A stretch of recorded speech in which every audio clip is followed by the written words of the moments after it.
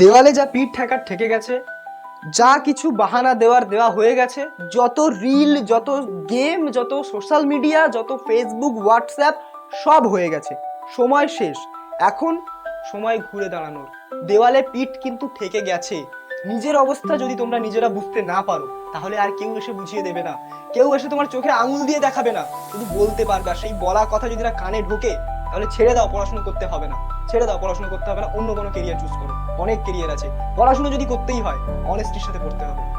প্রত্যেক দিন পড়তে হবে, অঙ্ক প্র্যাকটিস করতে হবে, ফিজিক্স পড়তে হবে, কেমিস্ট্রি পড়তে হবে। তারপরে কিন্তু একটা ভালো রেজাল্ট হবে। ভালো রেজাল্ট হাতের মোয়া নয়। এই যে সারা বছর আমি রিলস কল করব, গেম খেলবো, সোশ্যাল মিডিয়া দেখবো, আর পরীক্ষা শেষে আমি আশা করবো আমাদের বিশাল রেজাল্ট হবে, এটা জাস্টিফাইড নয়। এইসব আশা বা ভ্রম থেকে বেরিয়ে এসো তোমরা। পড়াশুনো করো, মন দিয়ে পড়াশুনো করো, অনেস্টির সাথে প্রিপারেশন নাও। রেজাল্ট অবশ্যই ভালো হবে, তখন আর আশা করতে হবে না, আশা পূরণ হয়ে যাবে।